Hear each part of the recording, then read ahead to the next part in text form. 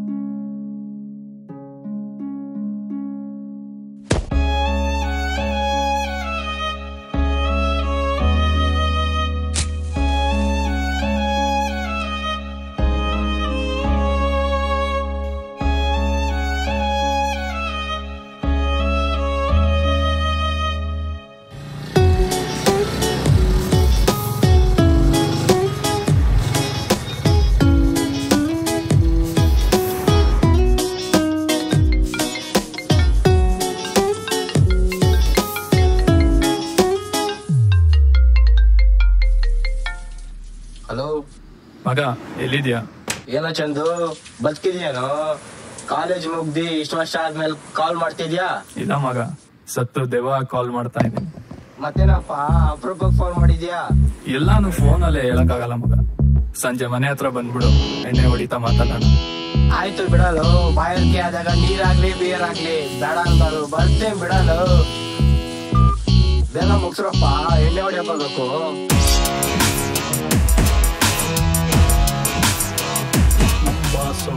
ಮಾಸ್ಕೇನೆ boss, ಅವ್ರ long ಇಟ್ಕೊಂಡ್ ನಿಂತ್ಕೊಂಡ್ರೆ box office piece piece. ಅವ್ರ ಶಿಷ್ಯ ನಾನು ಲಾಂಗ್ ಇಟ್ಕೊಂಡ್ ನಿಂತ್ಕೊಂಡ್ರೆ ಅಟ್ಲೀಸ್ಟ್ ಗಲ್ಲ ಪಿಟ್ಗೆನಾರು ತುಂಬಾರ್ದ. ಫಸ್ಟ್ ನಮ್ಗೆಲ್ಲ ತುಂಬಿಸಲು ಚಿಂತೆ ಮಾಡ್ಬೇಡ ಕಾಪಿ ಕಾಂತಣ್ಣ, ಒಂದಲ್ಲ ಒಂದ್ ದಿವಸ ನಾನು ದೊಡ್ಡ ಮನ್ಸ ಆಗೇ ಆಯ್ತೀನಿ. ಕೊಡ್ತಾ ಇರ್ತೀನಿ, ತಗತಾ ಇರ್ಬೇಕು.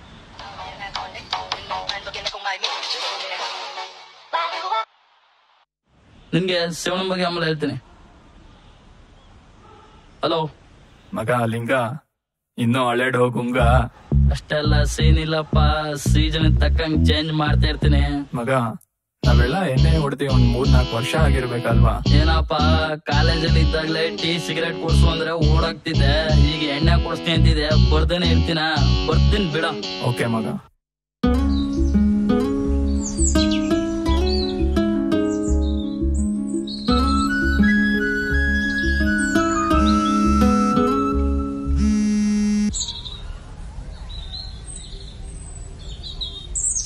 ಹಲೋ ಚಂದು, ಚೆನ್ನಾಗಿದ್ಯಾ? ಏನ್ ಚಂದನೋ ಏನೋ, ಉಪ್ಪು ಹುಳಿ ಖಾರ ಇಲ್ದಿರೋ ಲೈಫ್ ಆಗೋಗಿದೆ ನಂದು. ಅಂತದ್ದೇನಪ್ಪ ಆಯ್ತು? ಎಲ್ಲಾನು ಫೋನಲ್ಲೇ ಹೇಳಕ್ಕಾಗಲ್ಲ. ಸಂಜೆ ಮನೆ ಹತ್ರ ಬಂದ್ಬಿಡು, ಪಾರ್ಟಿ ಮಾತಾಡೋಣ. ನಾನ್ ಬರಲ್ಲಪ್ಪ, ನಮ್ಮ ಬೈತಾರೆ. ನಮ್ಮಂತ ನವ ಯುವಕರು ಕುಡಿಯಲ್ಲ, ಸಿಗರೇಟ್ ಸೇದಲ್ಲ ಅಂದ್ರೆ ಆ ಏಜ್ಗೆ ಅವಮಾನ. ಬಿಸಿ ರಕ್ತದ ಹುಡುಗರು ಯಾವಾಗ್ಲೂ ಬಿಸಿಯಾಗಿ ಇರ್ಬೇಕು. ಬಾರಪ್ಪ ಸುಮ್ನೆ. ತುಂಬಾ ಬಿಸಿ ಆದ್ರೆ ಎಲ್ಲಾ ಕಡೆ ಸುಟ್ಟೋಗ್ಬಿಡುತ್ತೆ.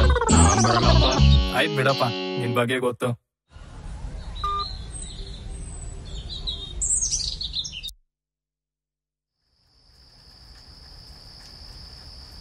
ಪಾರ್ಟಿ ಒಂದ್ ಸಾಂಗ್ ಇದ್ರೆ ಮಜಾ ಇರುತ್ತೆ.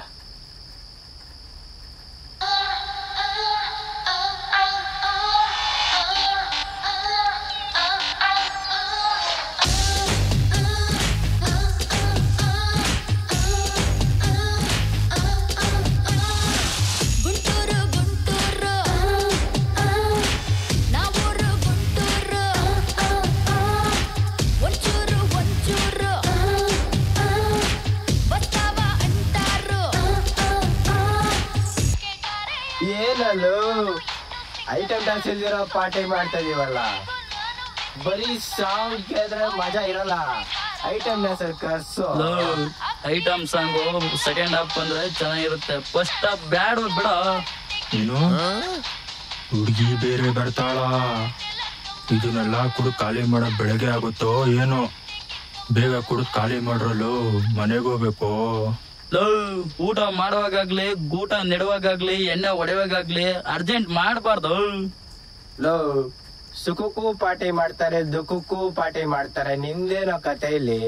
ನೋಡ್ ಮಗ, ನೀ ಕಥನಾರ ಹೇಳು ವ್ಯತನಾರ ಹೇಳು, ಅದಕ್ಕಿಂತ ಮುಂಚೆ ನನ್ನೊಂದು ಮಾತು, ಫಿಗರ್ನಾರ ಆಗ್ಲಿ ಬಿಯರ್ ಆಗ್ಲಿ ಜಾಸ್ತಿ ಹೊತ್ತು ಕಾಯಿಸ್ಬಾರ್ದಪ್ಪ. ಎಲ್ಲ ಒಂದ್ ಸಿಪ್ ಹೊಡೆದ್ಬಿಡವಾ? ಸುಮ್ನೆ ನೋಡ್ತಿದ್ರೆ ಕುಡ್ದಂಗಾಗಲ್ಲ, ತಗೊಳ್ಳೋ.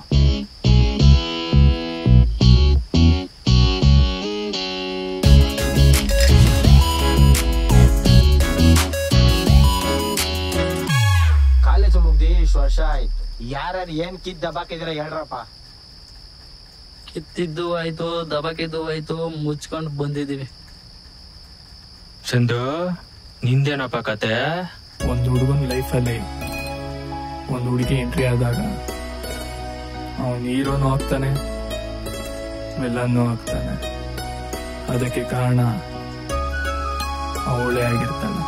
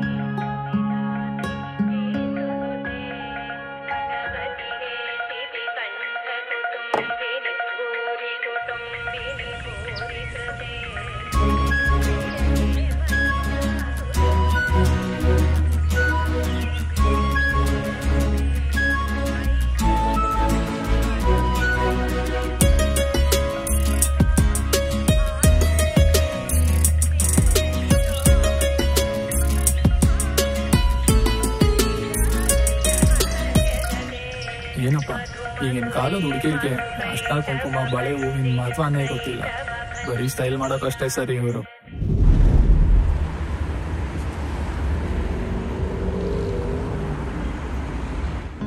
ಏನಪ್ಪ ಇದು ಗಾಂಧಿ ಕಂಡಿದ್ ಕನ್ಸು ಅಂತೂ ನನ್ಸಾಯ್ತಲ್ಲ.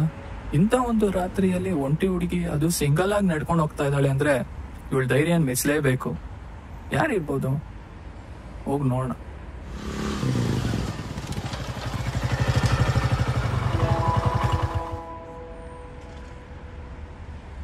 ಏನ್ ಮೇಡಮ್, ಬೆಳಿಗ್ಗೆ ನೋಡಿದ್ರು ನೀವೇ ಸಿಗ್ತೀರಾ, ಸಂಜೆ ನೋಡಿದ್ರು ನೀವೇ ಸಿಗ್ತಿದ್ದೀರಾ, ಏನಿರ್ಬೋದು ನಮ್ಮಿಬ್ರು ಮಧ್ಯದಲ್ಲಿ? ಸರಿ, ಎಲ್ಲೋಬೇಕು ಹೇಳಿ, ಡ್ರಾಪ್ ಮಾಡ್ತೀನಿ. ನಿಮ್ ಡ್ರಾಪು ಬೇಡ, ಪಿಕಪ್ ಬೇಡ. ಈ ಡ್ರಾಪು ಪಿಕಪ್ ಮಾಡೋ ಉದ್ದೇಶ ಏನು ಅಂತ ನಂಗೆ ಗೊತ್ತಿದೆ. ನಿಮ್ ದಾರಿ ನೀವು ನೋಡ್ಕೊಳ್ಳಿ. ನನ್ ಪಾಡಗ್ ನಾನು ನನ್ನ ದಾರಿ ನೋಡ್ಕೊಂಡು ಸೇಫ್ ಆಗಿ ಹೋಗ್ತೀನಿ, ಆದ್ರೆ ನೀವ್ ನಿಮ್ ಮನೆಗ್ ಸೇಫ್ ಆಗಿ ಹೋಗ್ತೀರಾ ಅದನ್ನ ಯೋಚನೆ ಮಾಡಿ. ಬದುಕೋಕ್ ನಂಬಿಕೆ ಬೇಕ್ರಿ, ಎಲ್ರು ನಮ್ ತರನೇ ಒಳ್ಳೆಯವರಾಗಿರಲ್ಲ.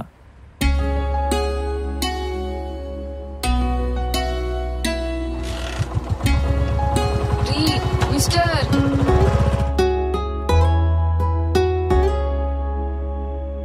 ನೀವ್ ಯಾವ ಕಡೆ ಹೋಗ್ತಿರೋದು? ಹುಡುಗರ್ಗೆ ಯಾವಾಗ್ಲೂ ಹುಡುಗಿರ್ ಬಗ್ಗೆ ತಿಳ್ಕೊಳ್ಳೋ ಇಂಟ್ರೆಸ್ಟ್ ಇರುತ್ತೆ. ನೀವೆಲ್ಲಿ ಹೋಗ್ಬೇಕು ಹೇಳಿ? ವಿಜಯನಗರ್. ಸರಿ ಬನ್ನಿ, ಡ್ರಾಪ್ ಮಾಡಿ.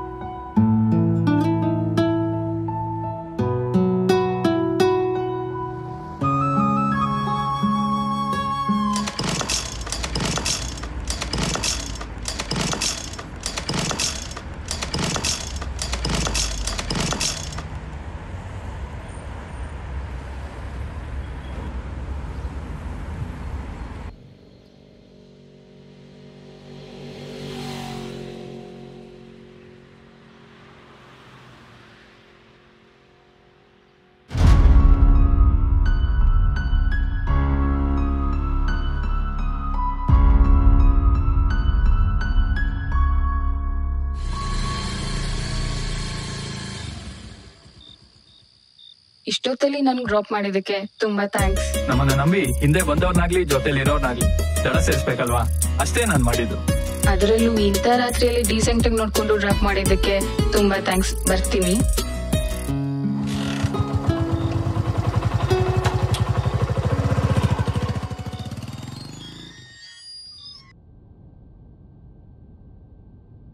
ಮೇಘ, ನಿನ್ನ ಹತ್ರ 2 ನಿಮಿಷ ಮಾತಾಡ್ಬೇಕು. ಮಾತಾಡಜ್ಜಿ. ಮಾತಾಡಕ್ ನನಗ್ ನೀನು, ನಿನಗ್ ನಾನು, ಬಿಟ್ರೆ ಅಣ್ಣ, ಮತ್ತಿನ್ ಯಾರಿದಾರೆ ಹೇಳು. ವಯಸ್ಸಿಗೆ ಬಂದಿರೋ ಹೆಣ್ಮಕ್ಳು ಮನೇಲಿದ್ದಾರೆ ಅಂದ್ರೆ ಕೆಂಡನ ಸೆರ್ಗಗೆ ಕಟ್ಕೊಂಡಂಗಿರತ್ತೆ.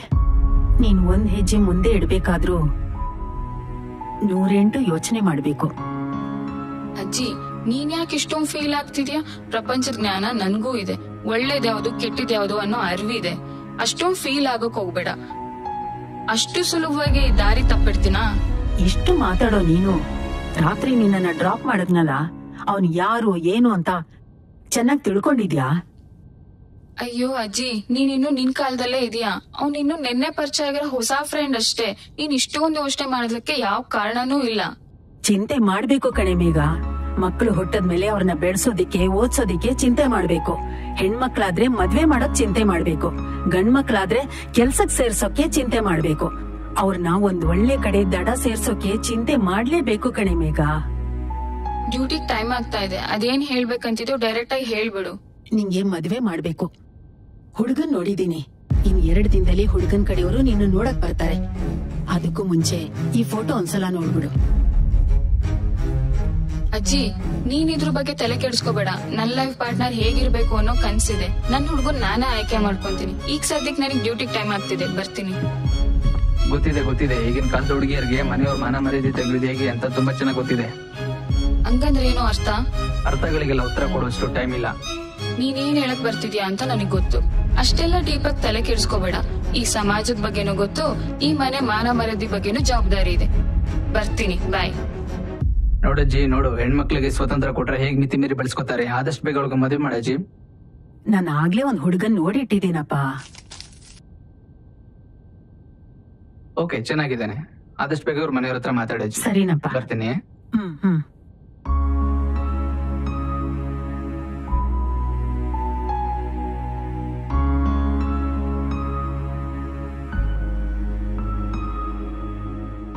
ತಿಂಡಿ ಮಾಡಿದ್ಯಾ ಮೇಘ? ನಾನ್ ಯಾವಾಗ್ಲೂ 9 ಗಂಟೆಗೆ ಮಾಡೋದಂತ ಗೊತ್ತಲ್ವಾ? ಸರಿ, ಯಾವಾಗಾದ್ರೂ ಮಾಡುವಂತೆ. ನಿಂಗೊಂದ್ ವಿಷಯ ಹೇಳ್ಬೇಕು. ಅಜ್ಜಿ, ಅದೇ ಹಳೆ ಕತೆ ಹೇಳಿ ನನ್ ತಲೆ ಕೆಡಿಸ್ಬೇಡ. ಈ ಕಾಲದವ್ರಿಗೆ ಬುದ್ಧಿ ಮಾತು ಹೇಳಿದ್ರೆ ತಲೆ ಕೆಟ್ಟೋಗತ್ತೆ. ನೀವು ತಗೊಳ್ಳೋ ತಪ್ಪು ನಿರ್ಧಾರಗಳಿಂದ ಏನಾದ್ರೂ ಎಡವಟ್ಟಾದ್ರೆ ನಮ್ಗೆ ಜೀವಾನೇ ಹೋದಂಗಾಗತ್ತೆ. ನೀನ್ ಇದ್ರ ಬಗ್ಗೆ ಏನಾದ್ರೂ ಯೋಚನೆ ಮಾಡಿದ್ಯಾ? ಈ ಭೂಮಿ ಮೇಲೆ ನಿಮ್ಗಿಂತ ಮುಂಚೆ ನಾವು ಬಂದಿದೀವಿ. ಯಾವ್ದ್ ಸರಿ, ಯಾವ್ದ್ ತಪ್ಪು, ಒಳ್ಳೇದ್ ಯಾವ್ದು, ಕೆಟ್ಟದ್ ಯಾವ್ದು ಅನ್ನೋ ಅನುಭವ ನಿಮ್ಗಿಂತ ಚೆನ್ನಾಗಿ ನಮಗ್ ಗೊತ್ತಿರತ್ತೆ.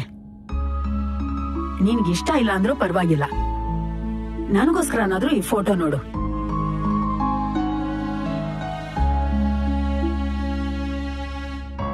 ನಿಮ್ಮ ಆಸೆ ಕನ್ಸುಗಳಷ್ಟೇನಾ? ನಮಗೂ ಆಸೆ ಕನ್ಸುಗಳಿರುತ್ತೆ ಅಲ್ವಾ?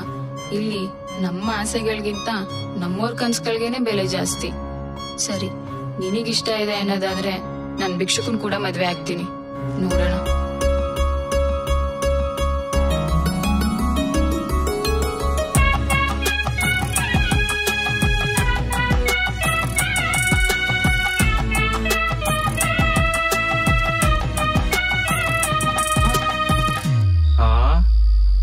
ಮಗ, ಮದ್ವೆ ಆಗೈತ ನಿಂಗೆ?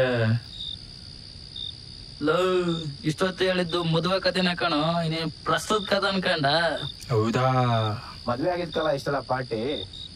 ಮದ್ವೆ ಆಯ್ತಲ್ಲ, ಯಾಕೆ ಫೀಲ್ ಕುಡಿತಾ ಇದ್ಯಾ? ಹ್ಯಾಪಿ ಆಗಿರ್ಬೋದಲ್ಲ. ನನ್ ಕತೆ ಇಷ್ಟ ಇಲ್ರಪ್ಪ, ಇನ್ನೂ ಇದೆ.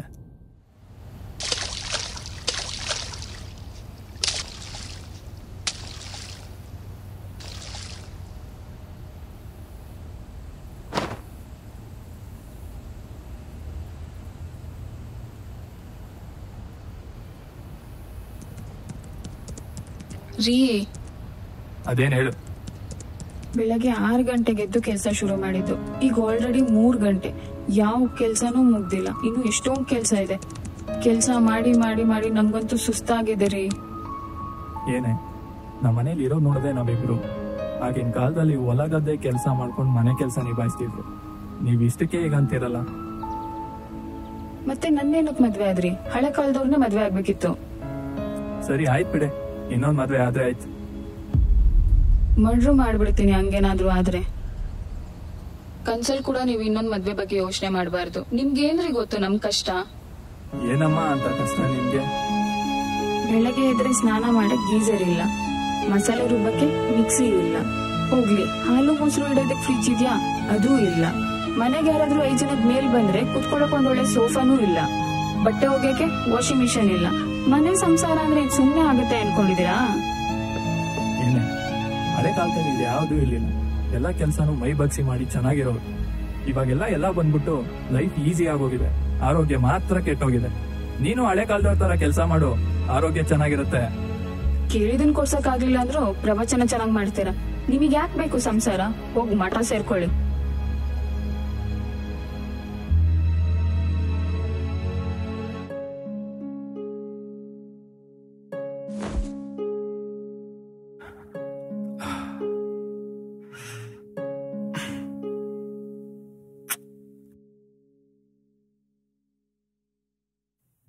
ಏನೇ ಇವತ್ತು ಕೇಳಕ್ಕಿಂತ ಮುಂಚೆನೆ ಕಾಫಿ ತಂದು ಕೊಡ್ತಿದ್ಯಾ?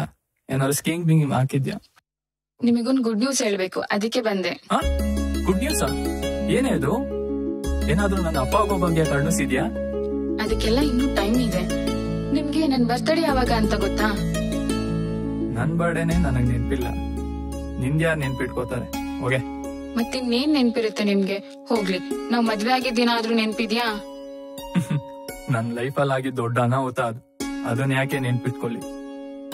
ನಿಮ್ದು ಯಾವಾಗ್ಲೂ ತಮಾಷೆನೆ. ಸರಿ, ಅದೇನ್ ವಿಷಯ ಹೇಳು. ಕೊಂಕಣ ಸೂತ್ ಮೈಲಾಗ್ರಕ್ ಬರ್ಬೇಡ. ಮುಂದಿನ ವಾರ 5ನೇ ತಾರೀಕು ನನ್ 25th ಬರ್ಡೇ ಇದೆ ಕಣ್ರಿ. ಗ್ರ್ಯಾಂಡ್ ಆಗಿ ಸೆಲೆಬ್ರೇಟ್ ಮಾಡೋಣ. ಎಲ್ಲಾದ್ರೂ ರೆಸಾರ್ಟ್ ಬುಕ್ ಮಾಡಿ.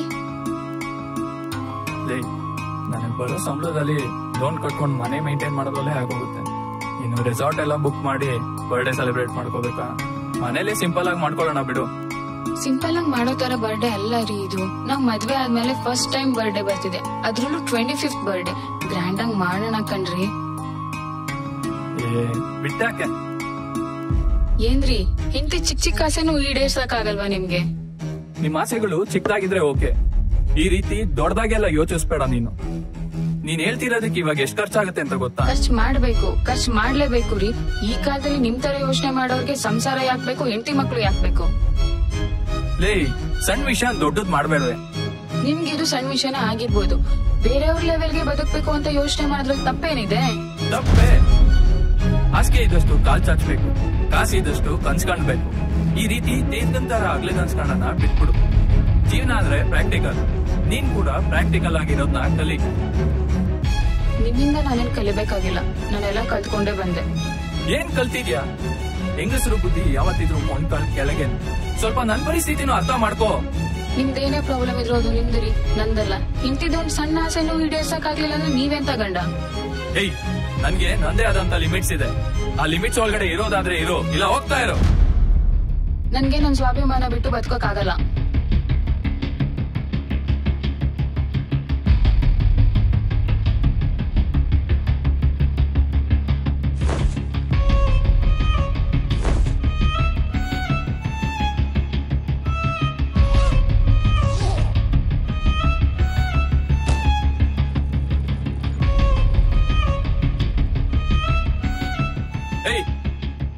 ಎಲ್ಲಿಗೆ ಹೋಗ್ತಾ ಇದ್ಯಾ?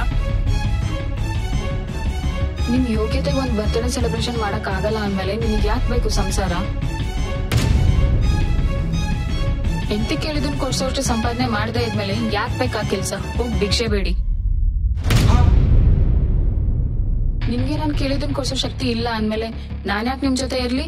ನಾನ್ ಕೇಳಿದನ್ ಕೊಡ್ಸೋ ಶಕ್ತಿ ಯಾರ ಹತ್ರ ಇರುತ್ತೋ ಅವನ ಹತ್ರನೇ ಹೋಗ್ತೀನಿ. ಇಂತಿ ಆಸೆ ಕನ್ಸನ್ನ ಈಡೇರ್ಸಕ್ ಆಗದೆ ಇದ್ಮೇಲೆ ಅವ್ನ್ ಗಂಡನೂ ಅಲ್ಲ, ಗಂಡಸೂ ಅಲ್ಲ.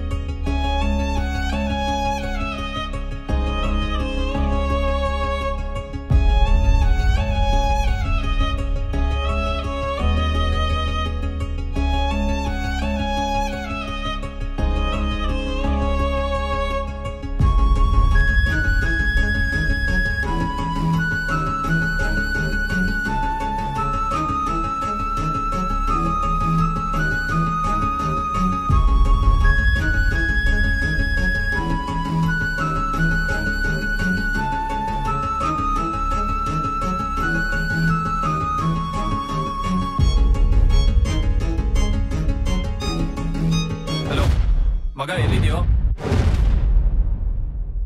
ಮನ್ಸಲ್ಲಿ ಇಷ್ಟೊಂದು ದುಃಖ ಇಟ್ಕೊಂಡು ಪಾರ್ಟಿ ಕೊಡಿಸ್ತಾ ಇದ್ಯಾ? ಕಷ್ಟನ ಸಾಲ್ವ್ ಮಾಡಕ್ಕೆ ಕಾಸಿರ್ಬೇಕು, ಅದೇ ತರ ದುಃಖನ ಕಡಿಮೆ ಮಾಡ್ಕೊಳಕ್ಕೆ ಫ್ರೆಂಡ್ಸ್ ಇರ್ಬೇಕು. ನಿಮ್ ಜೊತೆ ನಾವಿದ್ವಿ, ಸಾಲ್ವ್ ಆಗುತ್ತೆ ಬಿಡೋ. ನೋಡೋ ಮಗ, ಪ್ರಪಂಚದಲ್ಲಿ ಪ್ರಾಬ್ಲಮ್ ಇಲ್ದಿರೋ ಮನುಷ್ಯನೇ ಇಲ್ಲ. ಈ ಪ್ರಾಬ್ಲಮ್ ಅನ್ನೋದು ಜೀವನದಲ್ಲಿ ಬರ್ತಾ ಇರತ್ತೆ, ಹೋಗ್ತಾ ಇರತ್ತೆ. ಮನುಷ್ಯ ಧೈರ್ಯವಾಗಿರೋದನ್ನ ಕಲಿಬೇಕು. ಜೀವನದಲ್ಲಿ ಕಷ್ಟ ಬಂತು ಅಂತ ತಲೆ ಕೆಡ್ಸ್ಕೋಬಾರ್ದು. ತಲೆಯನ್ನ ಓಡಿಸಿ ಅದಕ್ಕೊಂದು ಸೊಲ್ಯೂಷನ್ ಹುಡ್ಕೋಬೇಕು. ಲವರ್ ಬಿಟ್ಟೋದ್ರೆ ಪಿಯರ್ ಹತ್ರ ಬರುತ್ತೆ. ಕಷ್ಟ ಸುಖ ಹಂಚ್ಕೊಳ್ಳಿ ಎಂತಿ ಬಿಟ್ಟೋದ್ರೆ ನಿಮ್ಮಂತ ಫ್ರೆಂಡ್ಸ್ ಹತ್ರ ಬರ್ತಾರೆ. ನೀವ್ ತಲೆ ಕೆಡ್ಸ್ಕೊಬೇಡಿ, ಕುಡೀರೋ.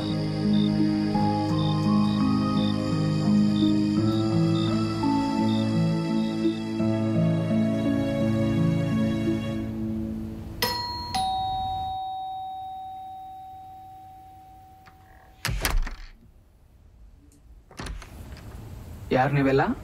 ನಾವು ಚಂದು ಫ್ರೆಂಡ್ಸ್. ಅವ್ರ ಮಿಸ್ಸಸ್ ಬೇಗ ನೋಡಕ್ ಬಂದಿದೀವಿ. ಅದು ಆಗ, ಈಗಲ್ಲ. ಅವ್ರ ಜೊತೆ ಒಂದೆರಡು ನಿಮಿಷ ಮಾತಾಡ್ಬೇಕು. ಸರಿ ಬನ್ನಿ ಒಳಗೆ ಎಲ್ರು.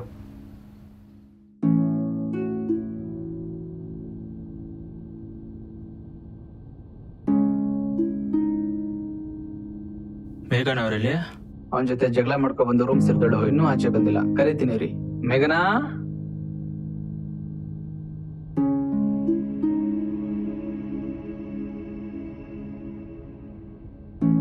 ಇವರೆಲ್ಲ ಚಂದು ಫ್ರೆಂಡ್ಸ್ ಅಂತೆ. ನಿನ್ನ ಹತ್ರ ಏನೋ ಮಾತಾಡ್ಬೇಕಂತೆ. ಮಾತುಕತೆ ಎಲ್ಲ ಮುಗಿದ್ಮೇಲೆ ಮನೆ ಬಿಟ್ಟು ಬಂದಿರೋದು, ಇನ್ನೇನು ಉಳ್ದಿಲ್ಲ ಮಾತಾಡಕ್ಕೆ. ಇದೇ ಸಿಸ್ಟರ್, ಆಕ್ಚುಲಿ ಇವಾಗ್ಲೇ ಮಾತಾಡೋದಿರೋದು. ನನಗೆ ಯಾವ ಮಾತನ್ನು ಕೇಳಕ್ ಮನ್ಸಿಲ್ಲ. ಪರವಾಗಿಲ್ಲ ಸಿಸ್ಟರ್, ಒಂದ್ 5 ನಿಮಿಷ ಟೈಮ್ ಕೊಡಿ. ಸರಿ, ಅದೇನ್ ವಿಷಯ ಹೇಳಿ. ಫ್ಯಾಮಿಲಿ ಅಂದ್ಮೇಲೆ 4 ಮಾತು ಬರೋದು ಹೋಗೋದು ಕಾಮನ್ ಅಲ್ವಾ ಸಿಸ್ಟರ್? ಪ್ರತಿ ಮಾತಿಗೂ ಒಂದ್ ಮಿತಿ ಇದ್ರೆ ಚೆನ್ನಾಗಿರುತ್ತೆ. ಅದು ಅತಿರೇಕಕ್ಕೆ ಹೋದಾಗ ಅನಾಹುತ ಆಗ್ಬಿಡುತ್ತೆ. ಅದನ್ನ ಕಂಟ್ರೋಲ್ ಮಾಡ್ಕೊಳೋದು ನಮ್ ಕೈಲೇ ಇರುತ್ತೆ ಅಲ್ವಾ? ಈ ಮಾತನ್ನ ನೀವ್ ಅವ್ರಿಗೆ ಹೇಳ್ಬೇಕಿತ್ತಲ್ವಾ? ಅವನ್ಗೂ ಎಲ್ಲಾ ರೀತಿಯಲ್ಲೂ ಹೇಳಿದೀವಿ ಸಿಸ್ಟರ್. ಹಾಗಾದ್ರೆ ಯಾರ್ದು ತಪ್ಪಂತ ಗೊತ್ತಾಗಿರ್ಬೇಕಲ್ವಾ? ತಪ್ಪು ಇಬ್ಬರಲ್ಲೂ ಇರ್ಬೋದು. ಅರ್ಥ ಮಾಡ್ಕೊಂಡು ಅಡ್ಜಸ್ಟ್ ಮಾಡ್ಕೊಂಡು ಹೋಗೋದೇ ಗ್ರೇಟ್ನೆಸ್ ಅಲ್ವಾ ಸಿಸ್ಟರ್? ನೀವ್ ಹೇಳಿದ ಗ್ರೇಟ್ನೆಸ್ ನನಗ್ ಬೇಕಾಗಿಲ್ಲ. ಏನೋ ಕೇಳಿದಿನ್ ಕೊಡಿಸ್ಲಿಲ್ಲ ಅಂತ 1-2 ಮಾತಂದೆ, ತಪ್ಪಲ್ಲ. ಮನುಷ್ಯನ್ಗೆ ಕೋಪ ಬಂದಾಗ ತನ್ನ ತಾಳ್ಮೆಯ ಮಿತಿ ಮೀರಿ ತಿಳುವಳಿಕೆ ಬೇಲಿ ದಾಟಿ ಮಾತಾಡ್ತಾನೆ. ಆ ಟೈಮಲ್ಲಿ ತಪ್ಪು ಸರಿಗಳ ಬಗ್ಗೆ ಯೋಚನೆ ಮಾಡಕ್ ಆಗಲ್ಲ. 1-2 ದಿನ ತಾಳ್ಮೆಯಿಂದ ಇದ್ರೆ ಎಲ್ಲದಕ್ಕೂ ಉತ್ತರ ಸಿಗುತ್ತೆ. ತಪ್ಪು ಇಬ್ಬರಿಂದನೂ ಆಗಿದೆ, ಆದ್ರೆ ಇಬ್ರು ಅದನ್ನ ದೊಡ್ಡದ್ ಮಾಡಕ್ ಹೋಗ್ಬಾರ್ದು. 2 ಕೈ ಸೇರೆ ಚಪ್ಪಾಳೆ, ಅದನ್ನ ಅರ್ಥ ಮಾಡ್ಕೊಂಡು ಹೋಗ್ಬೇಕಲ್ಲ ಸಿಸ್ಟರ್. ಈ ಮಾತನ್ನ ನೀವ್ ಅವ್ರಿಗೆ ಅರ್ಥ ಮಾಡಿಸ್ಬೇಕಲ್ವಾ? ಗೊತ್ತೋ ಗೊತ್ತಿಲ್ದೇನೋ ಗಂಡ ಹೆಂಡತಿನ ಮನಸ್ಸನ್ನ, ಹೆಂಡತಿ ಗಂಡನ ಮನಸ್ಸನ್ನ ನೋಯಿಸ್ಬಾರ್ದಲ್ವಾ? ಸಾರಿ ಮತ್ತು ಥ್ಯಾಂಕ್ಸ್ ಸಣ್ಣ ಪದಗಳೇ, ಆದ್ರೆ ಸಂಸಾರದಲ್ಲಿ ದೊಡ್ಡ ಪಾತ್ರ ವಹಿಸುತ್ತಲ್ಲ. ಅವ್ರಿಗೆ ಎಲ್ಲ ಅರ್ಥ ಆಗಿದೆ ಅಂದ್ಮೇಲೆ ಅವರೇ ಬರ್ಬೋದಿತ್ತಲ್ವಾ? ನೀವೇನಕ್ ಬಂದ್ರಿ? ಮೇಘ, ಹಾಗೆಲ್ಲ ಮಾತಾಡಬಾರ್ದು. ಅವಕಾಶಗಳು ಪದೇ ಪದೇ ಬರಲ್ಲ ಸಿಸ್ಟರ್. ಬಂದಾಗ ಅದನ್ನ ಒಪ್ಕೊಂಡು ಉಪಯೋಗಿಸ್ಕೋಬೇಕು. ಮೇಘ, ಹಠ ಮಾಡ್ಬೇಡ, ಅರ್ಥ ಮಾಡ್ಕೊ. ಹೆಣ್ಮಕ್ಳು ಮದ್ವೆ ಆಗದೆ ಇದ್ರೂ ಕಷ್ಟ, ಮದ್ವೆ ಆಗಿ ಗಂಡನ್ ಬಿಟ್ಟು ಬಂದ್ರೂ ಕಷ್ಟ. ಯೋಚನೆ ಮಾಡು. ಅಜ್ಜಿ ಬಾ ನನ್ ಜೊತೆ.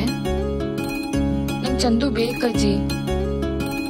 ಒಂದಾಗ್ತಿರೋ ನಮ್ಗೆ ನಿಮ್ ಆಶೀರ್ವಾದ ಬೇಕು. ಈ ಚಂದು ಎಲ್ಲಿದ್ದಾನೆ? ನಿಮ್ಗೆ ಹೊಡೆದಿದ್ದಕ್ಕೆ ಬೇಜಾರಾಗಿ ಫೇಲ್ ಮಾಡ್ಕೊಂಡು ನಿಮ್ಮ ಹತ್ರ ಸಾರಿ ಕೇಳಕ್ಕೆ ಕಾಯ್ತಿದ್ದಾನೆ. ಬನ್ನಿ ನಮ್ ಜೊತೆ ಎಲ್ರು.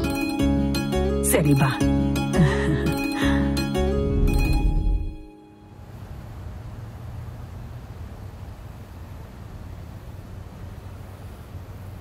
ರೀ,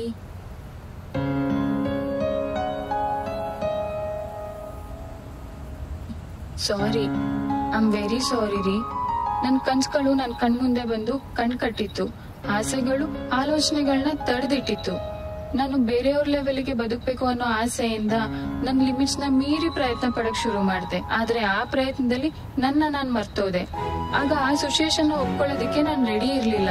ದೇವ್ರು ಕೊಟ್ಟಿರೋ ಸಿಚುಯೇಷನ್ ನ ಒಪ್ಕೊಳ್ಳೋದಕ್ಕೆ ಯಾರ್ ತಾನೇ ರೆಡಿ ಇರ್ತಾರೆ ಹೇಳಿ? ಅದನ್ನ ಮೀರಿ ಪ್ರಯತ್ನ ಪಡಕ್ ಶುರು ಮಾಡ್ತೀವಿ.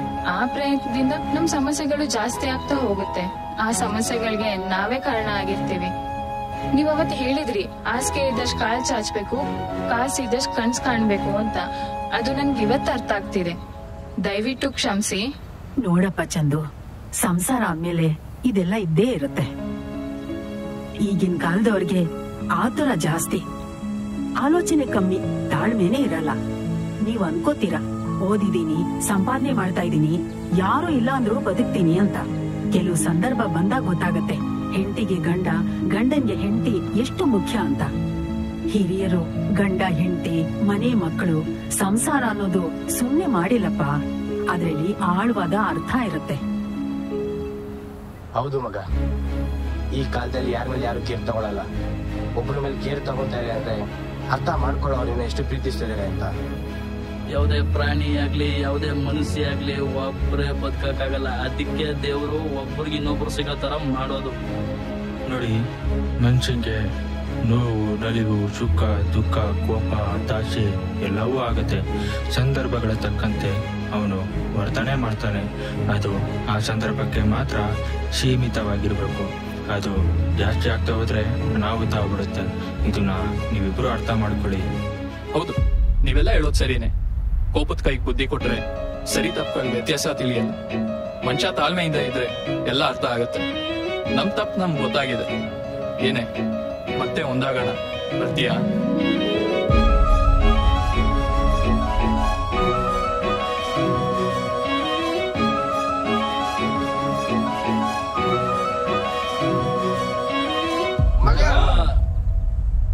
ನಿಮ್ದೇನಾಯ್ತು? ಡೋಂಟ್ ವರಿ ಗಾಯ್ಸ್, ನಿಮ್ಗೂ ಮದ್ವೆ ಆಗತ್ತೆ.